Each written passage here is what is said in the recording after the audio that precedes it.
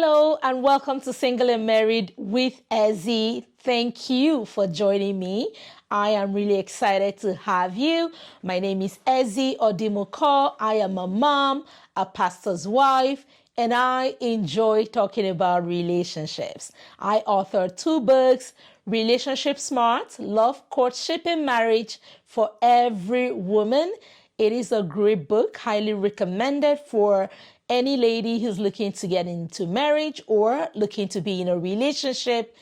In that book, I talk about defining your relationship. I talk about making right choices, and I talk about warning signs to be aware of.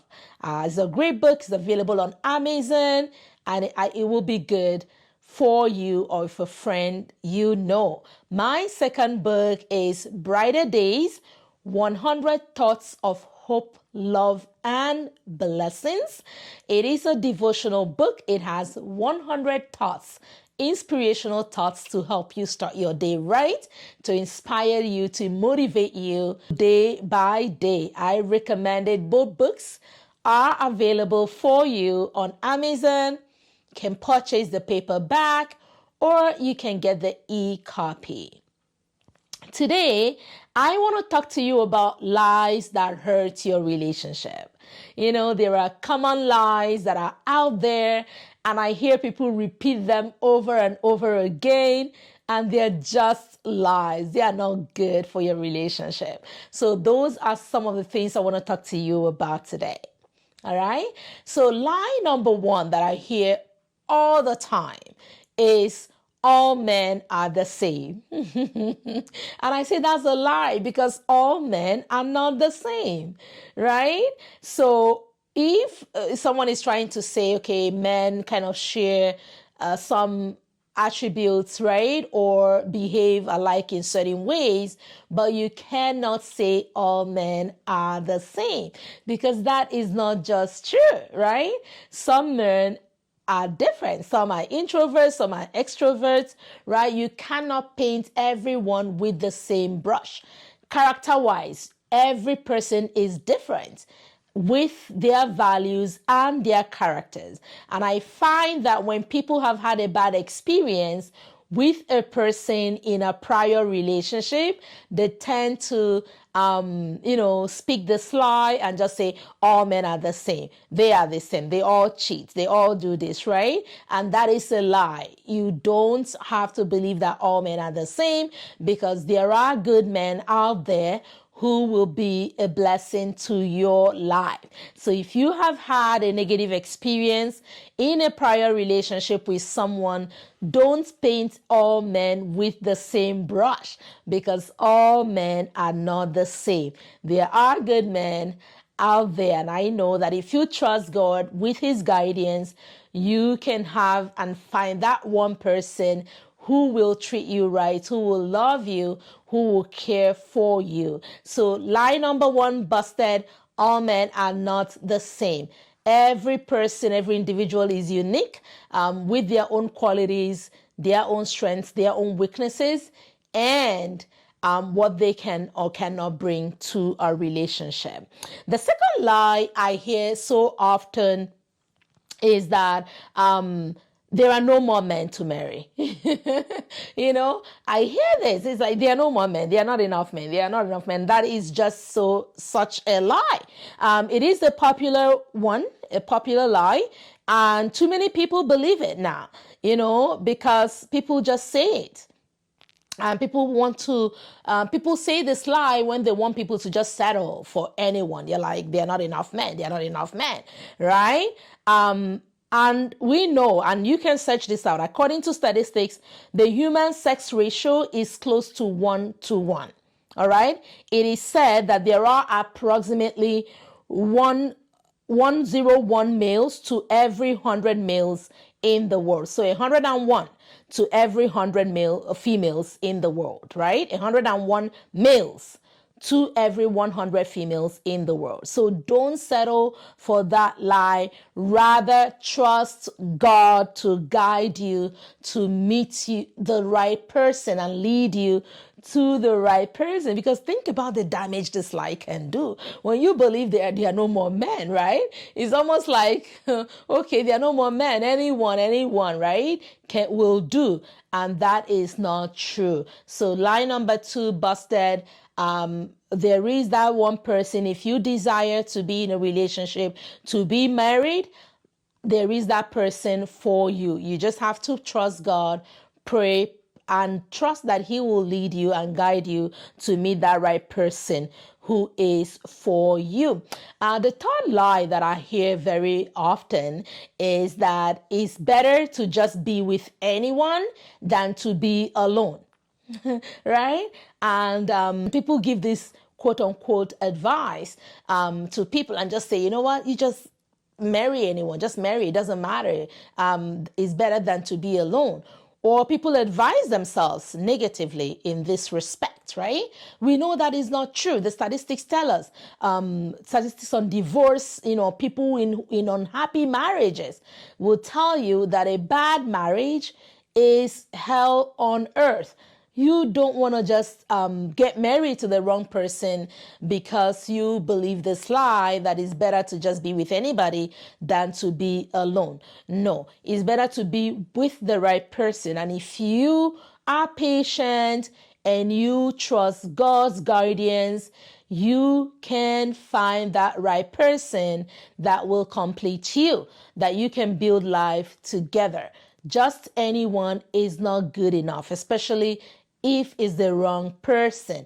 It's not going to be good enough. You're not going to find the joy, the satisfaction, the happiness that a marriage relationship is supposed to give you, the love, the companionship, right? All of those beautiful benefits that you should get in a marriage, you won't have them if you settle just for anyone because you're believing the lie that it's better to settle down with anybody than to just be alone, right? Being alone, times of being alone can actually be harnessed to be a time to uncover more things about you, get into a closer relationship with God, learn more about you, get to know who you are, build yourself spiritually, build yourself emotionally, build yourself intellectually, in all different ways, right? And be empowered, learn a new skill, you find a passion, find a hobby, have a talent that you utilizing to God's glory. So being alone for a period in time in your life is not negative. You just have to find ways that you can be productive and live a fulfilling and happy life while you wait for that person to come into your life. So again, don't just settle for anyone because you deserve to be happy and you deserve to have the right person in your life. Now, another lie that is so common that I hear a lot is marriage is 50-50. People just, marriage is 50-50. Marriage, 50-50. No, marriage is not 50-50. Or let me rephrase it. Successful, happy, healthy marriages are not 50-50. If anything, happy marriages are 100% and more from each person, right?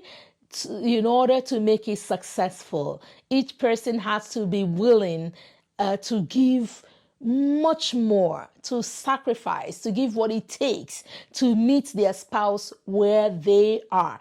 Oftentimes in marriages, couples are not at the same, spot, are in the same level at the same time, right? And so that means, for example, a couple is married, they have a new baby, right? The wife may find that she's using a lot more time taking care of the baby and not able to do so much in the marriage, right? Now, if it is 50-50, the husband will stop at his 50, right? But a happy marriage, the man would now have to step up to help more to overcompensate for where the wife is not able to meet up, to help and strengthen for that season and that period, so that when she comes through, she's going to be able to do more, right? You could also have times where, say, a man is not working, he's lost his job, and the woman is the only one working. If it's 50-50, right, the woman will just bring her own 50% and waiting for the man who has nothing at that time, right? But in seasons like that, you find the one spouse stepping up, right? Meeting all of the needs, helping in every different way, because they understand this is a season. This is temporary. You know, he will get a job tomorrow. He will get a job next week. He will get a job next month. There is hope, right? So marriages that succeed are those that people are not just comfortable giving 50%.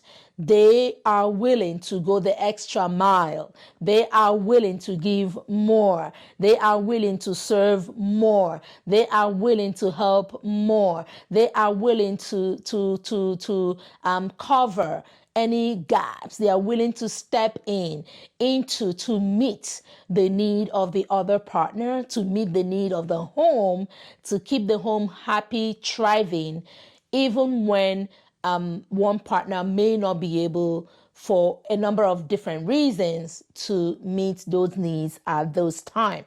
So I am hoping with sharing these common lies that you will not fall prey to these, right? Remember, God's word says, whose report will you believe? Okay, would you believe the reports of men? Will you believe the lies of men? Or will you go into God's word and say, what does your word say for me?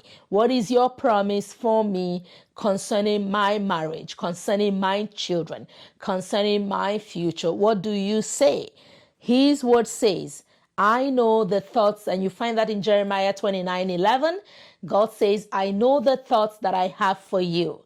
They are thoughts of peace and not of evil, to give you a future, to give you an expected end. He wants good things for you. So I encourage you, don't believe the lies, believe the truth of God's word. His word is true. His word is powerful, and he keeps his promises. So I hope you've been blessed with these 4 tips that I shared with you today.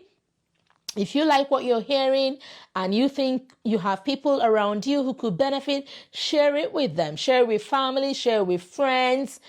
Subscribe to my channel, like it, and click the bell button so that you can get reminders when I come online or when I have new episodes. Okay, I also have my monthly marriage mentorship class that holds every month. It is a free class. We learn about topics that help us with marriage or preparing for marriage or for relationships. So singles, married couples, all are welcome alike. Okay, follow the prompts on your screen to register and be part of that class. We look forward to having you. So I just want to say thank you for being part of my show today, and I hope you were blessed. And it is goodbye until next time.